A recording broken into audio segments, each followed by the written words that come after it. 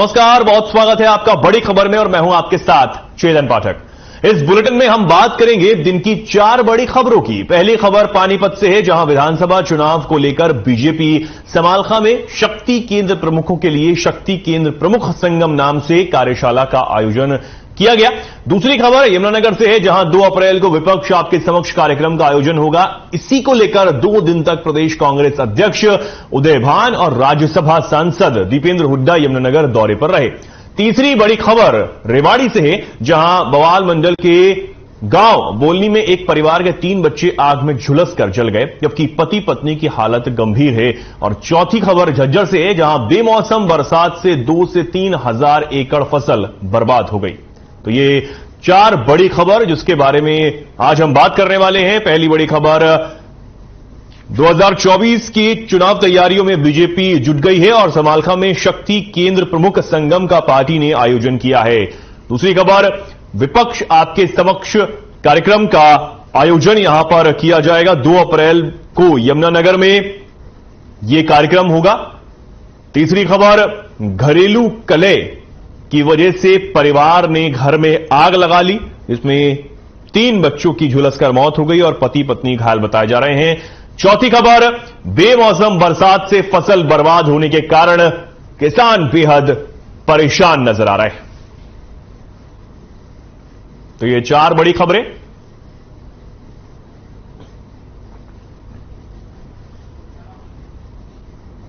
बात करेंगे पहली बड़ी खबर की। 2024 में होने जा रहे लोकसभा और हरियाणा के विधानसभा चुनाव को लेकर बीजेपी आज समालखा में शक्ति केंद्र प्रमुखों के लिए शक्ति केंद्र प्रमुख संगम नाम से कार्यशाला का आयोजन किया है।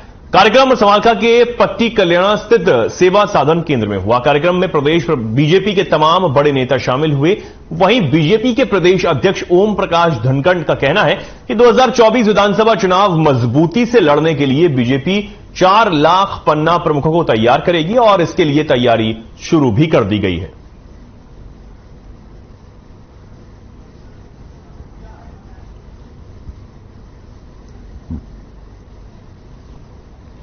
यहां पर 2024 के लिए बीजेपी की तैयारियां जोरों शोरों से शुरू हो गई हैं। समालखा में शक्ति केंद्र प्रमुख संगम का पार्टी ने यहां पर आयोजन किया है और खुद सीएम मनोहर लाल यहां पर पहुंचे। बीजेपी के शक्ति केंद्र प्रमुखों का संगम पार्टी ने यहां पर आयोजित किया। समालखा में यह आयोजन किया गया और पार्टी जो है अब चुनाव की तैयारियों में जुट गई।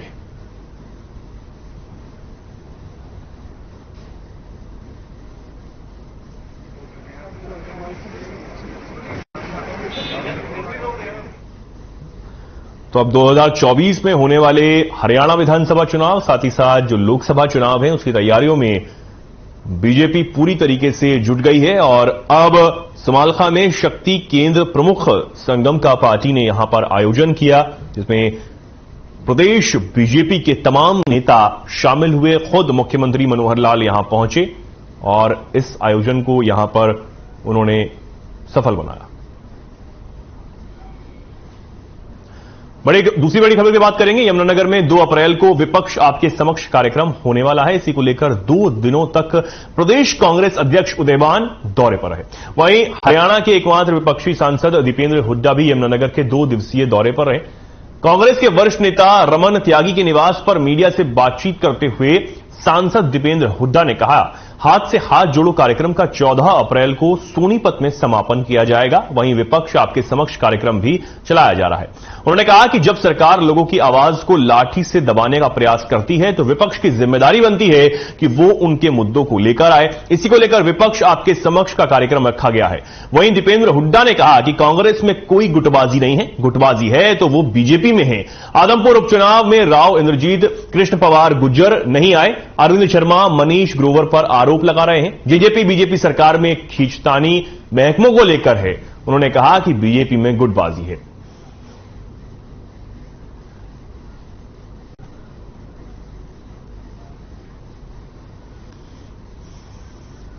तो आपके सामने है ये भी मैं एक बात कहना चाहूँगा, इसमें सरकार ये कह रही है कि भ्रष्टाचार की वजह से हमने किया है और ई टेंडरिंग भ्रष्टाचार का उत्तर है।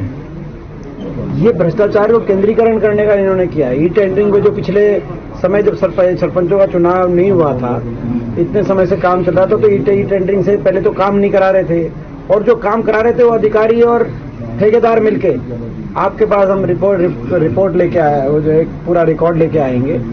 हमारे एक साथी ने आज उसको एकत्रित करने का काम किया है कि जब ये ई टेंडरिंग की विंडो खुलती है उसके 1 घंटे में बंद कर देते हैं। कौन वो ठेकेदार है जो बैठ के उसके साथ बैठता है कि भाई जो है ई टेंडरिंग की विंडो खुल के, और वो तभी बैठने का काम करते हैं? कौन कौन वो ठेकेदार है? ये क्या, ये जो है भ्रष्टाचार, ये भ्रष्टाचार का केंद्रीकरण करने के लिए सरकार ये। और इस खबर पर ज्यादा जानकारी के लिए हमारे साथ सुरेंद्र मेहता जुड़े हैं। सुरेंद्र, ये जो कांग्रेस की तरफ से बात की जा रही है, साथ ही साथ चुनाव की तैयारी भी एक तरीके से देखी जा सकती है, क्या रणनीति कांग्रेस यहां पर बना रही है? बिल्कुल सक्रिय है पूरे हरियाणा में कांग्रेस। और अभी बात करें ताजा यमुनानगर की, तो यमुनानगर में 2 अप्रैल को बहुत बड़ा एक कार्यक्रम रखा गया है, जिसमें सभी जो संसदीय क्षेत्र है अम्बाला का, वहां के विधायक और जो नेता है वो शामिल होंगे। इसमें भविष्य की रणनीति तैयार की जाएगी। कहा तो ये जा रहा है कि इसमें लोगों की समस्याएं सुनेंगे। विपक्ष आपके द्वारा इस तरह का कार्यक्रम है, लेकिन इसको चुनाव की तैयारी के रूप में देखा जा रहा है, क्योंकि पिछले दिनों अमित शाह हरियाणा में आए थे, तो वो संकेत दे गए थे संभव है हरियाणा में जो चुनाव है वो लोकसभा चुनाव के साथ हरियाणा के चुनाव भी हो जाए। उसी को लेकर सभी दल जुट चुके हैं, और जहां मुख्य विपक्षी दल है जुट चुकी है। 2 दिन पहले हालांकि प्रदेश कांग्रेस अध्यक्ष यहां 2 दिन का दौरा कर चुके हैं। अब दीपेंद्र हुड्डा 2 दिन के दौरे पर हैं, और यमुनानगर में बहुत बड़ा कार्यक्रम रखा गया है 2 अप्रैल को। उसी की तैयारियों के लिए, उसी के लिए लोगों को आमंत्रित करने के लिए उनका ये कार्यक्रम रखा गया था। जी सुरेंद्र, ये बात तो निकलकर सामने आ रही है कि विपक्ष आपके समक्ष कार्यक्रम रखा जा रहा है, लेकिन तमाम जो आरोप कांग्रेस पर और सरकार की तरफ से यहां पर लगाए जा रहे हैं कि बरगलाने का काम जो है सिर्फ विपक्ष कर रहा है, और इस पर कांग्रेस का क्या कुछ कहना है? बिल्कुल, जो आरोप कांग्रेस की तरफ, बीजेपी की तरफ से लगे थे, उस पर पलटवार हुआ है। दीपेंद्र हुड्डा ने सीधा सीधा ये कहा है कि बात की जाती है कांग्रेस ने गुटबाजी की। गुटबाजी तो बीजेपी में है। बीजेपी के एक नेता दूसरे नेता के खिलाफ बोलते हैं, दूसरा नेता तीसरे के खिलाफ बोलता है, कहीं कोई उनकी बात सुनने वाला नहीं है। उन्होंने हवाला देते हुए राव इंद्रजीत का हवाला दिया, केंद्रीय मंत्री जो पवार है उनका हवाला दिया, साथ साथ उन्होंने हवाला दिया जो अरविंद शर्मा है वो काफी कुछ बोलते हैं। इस तरह की बातें दीपेंद्र हुड्डा ने कही है। तो उनका कहना है कि यहाँ जो बात है, क्योंकि लोकतंत्र है हमारी पार्टी में, लेकिन जो खींचतान है वो बीजेपी और जेजेपी में चल रही है। जी सुरेंद्र, अभी हम सुन रहे थे दीपेंद्र हुड्डा को, उन्होंने कहा कि ई टेंडरिंग का जो मुद्दा है उसमें पारदर्शिता की बात की जा रही है, लेकिन उससे भ्रष्टाचार बढ़ जाएगा, ये उन्होंने कहा। लेकिन जो सरपंच है वो लगातार ये कह रहे हैं कि उनको ई टेंडरिंग से कोई समस्या नहीं है, लेकिन जो उनकी शक्तियां कम की जा रही हैं उनके हिसाब से, जो उनका अमाउंट जो कम किया गया उसको बढ़ा दिया जाए। लेकिन कांग्रेस एक तरफ ये कह रही है हम सरपंचों के साथ हैं, इस जो स्कीम है ई टेंडरिंग से उससे भ्रष्टाचार बढ़ जाएगा। तो 2 बातें निकलकर सामने आ रही हैं। बिल्कुल बिल्कुल, दीपेंद्र हुड्डा ने यही कहा है कि ई टेंडरिंग से भ्रष्टाचार बढ़ेगा, क्योंकि ई टेंडरिंग जो है वो कुछ ही समय के लिए खुलता है, वो अपने चहेते लोगों को वो काम अलाट कर दिया जाता है। इस तरह से उनका ये भी कहना है कि भ्रष्टाचार पिछले 2 साल में रहा, जब जिस दौरान सरकार नहीं थी और कार्य हुए हैं वो सारे के सारे कार्य जो कर्मचारी थे, अधिकारी थे, उनकी मनमर्जी से हुए हैं। सरपंचों का उससे कोई लेना देना नहीं था, क्योंकि सरपंच उस दौरान चुने नहीं गए थे। लेकिन दूसरी तरफ सरकार कोशिश ये कर रही है सारा काम पारदर्शिता से हो, अगर पारदर्शिता से होगा तो वो ई टेंडरिंग के जरिए होगा। ये दोनों एक दूसरे के खिलाफ बयानबाजी इसलिए कर रहे हैं क्योंकि चुनावों का समय है, दोनों ग्रुप कोशिश कर रहे हैं सरपंचों को अपने साथ मिलाने की। जी सुरेंद्र, कांग्रेस की तरफ से लगातार यह कहा जा रहा है कि कांग्रेस जमीन से जुड़ी पार्टी है, लगातार जो उनके नेता हैं वो जनता से जुड़े हुए हैं, तो अब चुनाव का समय आते ही विपक्ष आपके समक्ष कार्यक्रम करने की जरूरत ये कांग्रेस की तरफ से क्यों पड़ रही? बिल्कुल, इसमें कोई दो राय नहीं कि अब ये कार्यक्रम सारे शुरू किए गए हैं। ये पिछले 3 से 4 वर्ष में इस तरह के कार्यक्रम नहीं हुए हैं, और विपक्ष भी अभी इन चीजों को बुलाने में लगा है, क्योंकि डिक्लेयर हो चुका है कि अगले कुछ ही समय में चुनाव हो जाएंगे और उसी को लेकर जो सरकार है वो सक्रिय है। सरकार के साथ साथ जो पक्षी और विपक्षी वाला कांग्रेस वो सक्रिय हो चुकी है। आरोप प्रत्यारोप का जो दौर है वो शुरू हो चुका है। ये सारा कुछ चुनावों को लेकर है, इसमें कोई दो राय नहीं है, लेकिन ये भी सच है कि कांग्रेस अभी सक्रिय हुई है। ठीक है, बहुत धन्यवाद सुरेंद्र हमारे साथ जुड़ने के लिए और जानकारी साझा करने के लिए। आगे बढ़ते हैं। रेवाड़ी के बावल मंडल के गांव घड़ी बोलनी में एक परिवार के 3 बच्चे जिंदा जल गए, जबकि पति और पत्नी आग में झुलसने से बुरी तरह से गंभीर रूप से घायल हुए हैं। घायलों को पीजीआई रोहतक रेफर किया गया है। बताया जा रहा है कि सुबह के समय गैस सिलेंडर लीक कर खुद आग लगाई गई थी। जब पड़ोसियों ने आग देखी तो दरवाजा तोड़ा गया और मामले की सूचना तुरंत पुलिस को दी गई।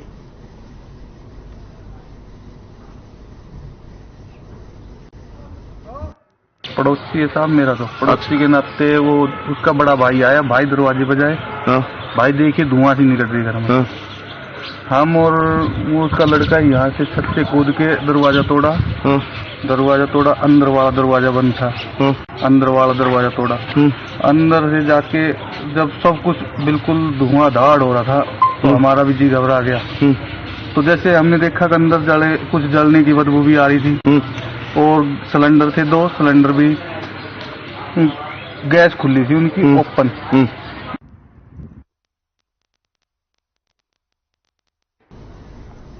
और यहां पर रेवाड़ी से खबर है, दुखद खबर ये निकलकर सामने आई है, जहां पर घर में गैस सिलेंडर में आग लगने से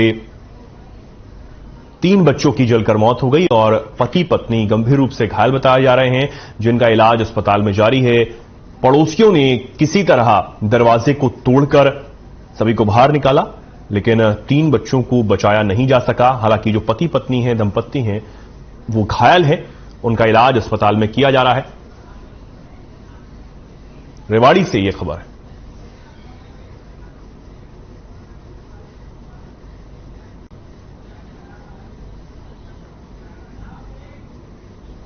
और इस खबर पर ज्यादा जानकारी के लिए हमारे साथ हमारे संवाददाता चैन सिंह जुड़े हैं। चैन, क्या यह पूरा मामला है और यह दुखद यहां पर खबर है, लेकिन इसके पीछे क्या वजह रही?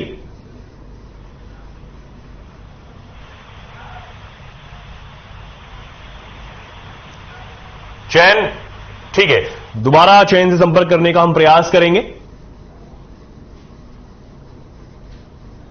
तो ये जो मामला है वो एक दुखद खबर रेवाड़ी से है, जहां पर आग में 3 बच्चों के जलने से उनकी मौत हो गई और जो पति पत्नी है वो गंभीर रूप से घायल बताए जा रहे हैं।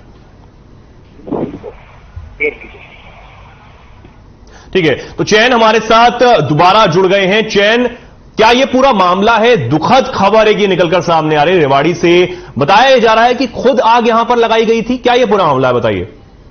जी बिल्कुल, देखिए आपको बताना चाहेंगे कि एक शख्स जो कि निजी कंपनी के अंदर काम करता था, रात को 1:30 बजे अपने घर वापस लौटा और उसके बाद ऐसा क्या विवाद हुआ पति पत्नी में आपस में कि रात को लगभग 3 बजे के करीब उनके घर में एक तेज धमाका हुआ। उस धमाके की आवाज सुन जब पड़ोसी पहुंचे वहां पर तो घर के अंदर आग लगी हुई थी, धुआं निकल रहा था और दरवाजा तोड़कर जब अड़ोसी पड़ोसी जब अंदर गए तो देखा कि 2 छोटी बच्चियां, जिसकी एक की उम्र 16 साल, एक की 14 साल और तीसरे बच्चे की उम्र जो है वो 10 साल की थी। और पति पत्नी ये सभी के पैर बंधे हुए थे, रस्सी से पैर बंधे हुए थे और गैस जो था, घर के अंदर गैस था, उसको जानबूझकर खोलकर आग लगाई गई थी और उस आग में 5 झुलस चुके थे।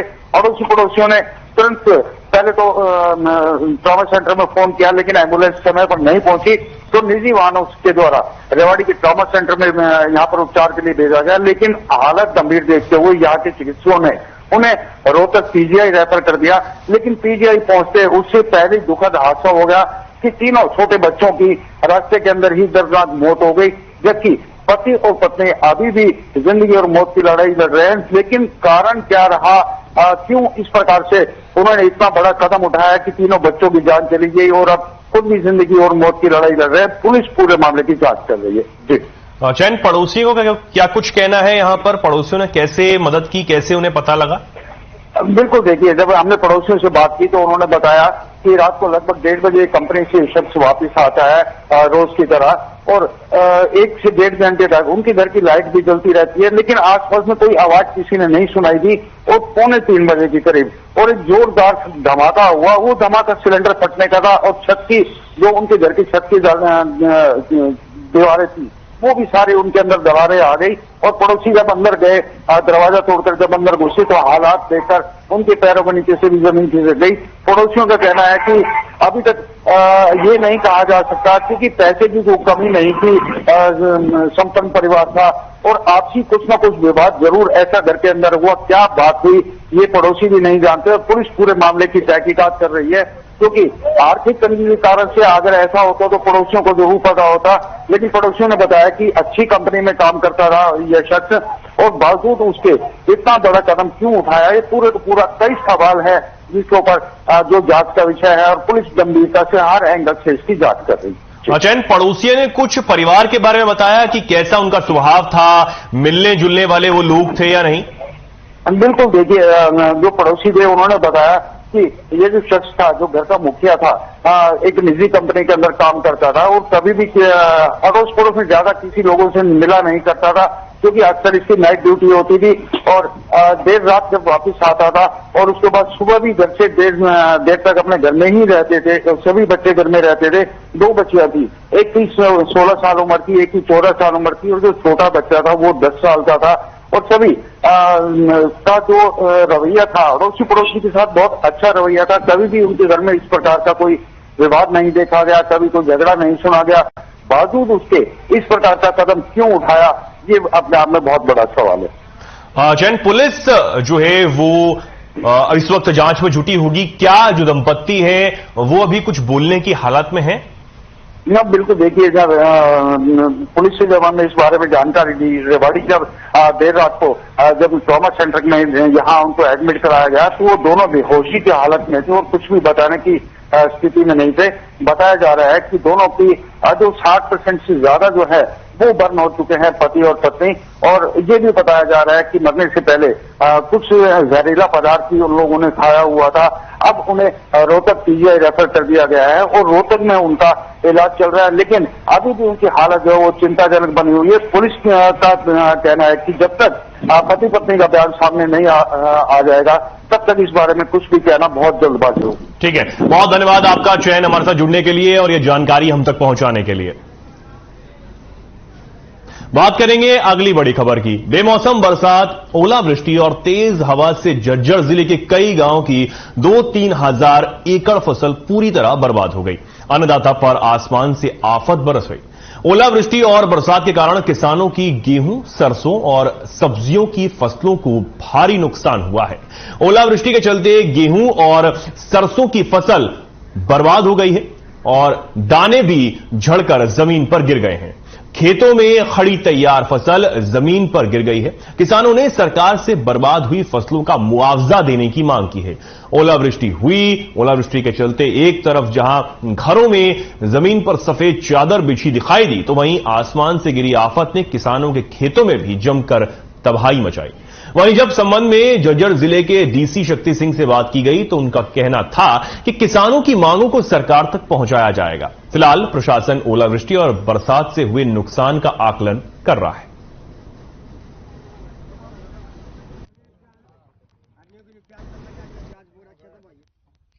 देखो जी, कल 2:30-3 बजे के आसपास यहाँ पे हमारे 6-7 गांव लगते हैं, जिसमें रूडियावास, नौगांव, सुंदरेटी, अकेडी, मदनपुर, लडान और बिरड, हमामपुर और मद्दल, इन गांवों में भारी ओलावृष्टि हुई है। लगभग 27-28 मिनट तक तो ओलावृष्टि हुई है।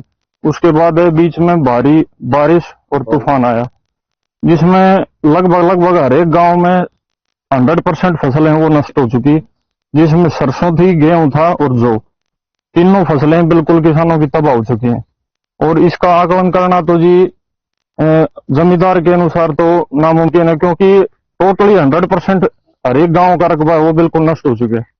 हमारा रेवेन्यू स्टाफ फील्ड में है। मुझे भी सूचना मिली है कि कुछ गांवों में ओलावृष्टि है, बारिश भी है काफी इलाके में। तो हमारा फील्ड स्टाफ और तहसीलदार फील्ड में भी इसका आकलन कर रहे हैं और जो रिपोर्ट आएगी उसके अनुसार कार्रवाई की जाएगी। किसानों के हितों की रक्षा। भाई कहेंगे क्या, हम तो ये कहेंगे कैसी हालत हमने तो आज तक 65 साल के हो लिए ये कंडीशन कभी देखी नहीं, बड़ों से भी नहीं सुना कैसी हालत हुई होगी।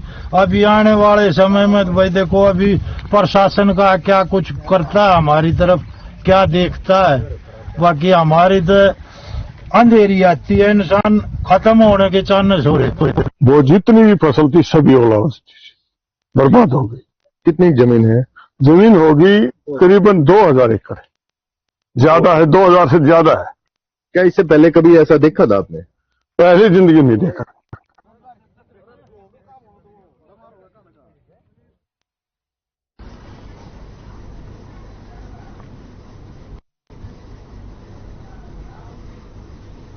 और इस खबर पर ज्यादा जानकारी के लिए हमारे साथ झज्जर से हमारे संवाददाता जुड़े हैं सुमित, जो किसान हैं वो बेहद परेशान नजर आ रहे हैं। कुल कितना नुकसान यहां पर किसानों को हुआ है और साथ ही साथ प्रशासन अब क्या कुछ कह रहा है? देखिए, आपको बता दें कि कल जो है भारी ओलावृष्टि के साथ जो है बूंदाबांदी भी आई थी और ओलावृष्टि जो है काफी बेहद भारी थी और जिसमें कि जो खड़ी फसल थी, सरसों, गेहूं और पशु चारा था, वो बिल्कुल तहस-नहस हो गया। और उसी के चलते जो है किसान काफी परेशान हुए। किसानों ने कहा है कि हमने कर्ज उठा के जो है फसल की उपज की थी और जो है आसमानी बिजली जो है पड़ी और जो है कर्ज के नीचे आज जो है किसान बिल्कुल बुरी तरह से दब गया। आपको बता दें कि अगर जो फसल है वो सरसों की फसल वो खड़ी है और जो उनका दाना है वो ओलावृष्टि के कारण टूट के जो है जमीन पे गिर गया। बिल्कुल सारा पूरा का पूरा दाना है जो झड़ गया है और हजारों एकड़ की बात करें तो फसल जो है बिल्कुल बर्बाद हो चुकी है। वहीं किसानों ने अपने अंदाज में अगर उन्हें मीडिया के माध्यम से इन्होंने मांग की है कि सरकार जल्द से जल्द इनकी उचित गिरदावरी करे और जो है 40,000 रुपए करीब जो है मुआवजा की मांग की है। वहीं झज्जर जिला उपायुक्त शक्ति सिंह ने भी आदेश जारी किए अधिकारियों को उनकी गिरदावरी की जाए और सरकार से जल्द जैसे कि मुआवजे की मांग की कराकर और उन्हें उचित मुआवजा जो उन्हें मुहैया कराई जाए। वहीं जो है झज्जर से विधायक है गीता बुक्कल, उन्होंने भी मीडिया के माध्यम से सरकार और प्रशासन से जल्द गिरदावरी और मुआवजा देने की मांग करी है और कहा है कि साथ ही विधानसभा सत्र चला हुआ, विधानसभा सत्र में भी किसानों की फसल जो बर्बाद हुई है उसका मुद्दा उठाने की बात की है। फिलहाल जो गीता बुक्कल है झज्जर की विधायक होने के नाते उन्होंने अपने हलके में गांव में खेतों में जाकर खुद स्वयं जो खराब फसल हुई है ओलावृष्टि के कारण खुद जायजा लिया है और वहां पर जाकर भी देखा है और वहां पर भी मौके पर जिला उपायुक्त से भी बात की है और जल्द से जल्द गिरदावरी करने की मांग की है। वहीं किसानों ने साफ तौर पर कहा है कि जो हमने कर्ज लेकर जो है फसल बुआई की थी और आज जो है आसमानी जो बिजली कड़कड़ाहट और ओलावृष्टि बूंदाबांदी से बिल्कुल तहस-नहस हो गया। वीडियो में भी आप देखा जा सकता है कि किस तरह से फसल बिल्कुल बर्बाद हो चुकी है। बहुत धन्यवाद सुमित आपका। किसानों को जी सुमित, बहुत धन्यवाद आपका हमारे साथ जुड़ने के लिए और हम तक जानकारी पहुंचाने के लिए। तो फिलहाल के लिए खबरों में इतना ही। नमस्कार।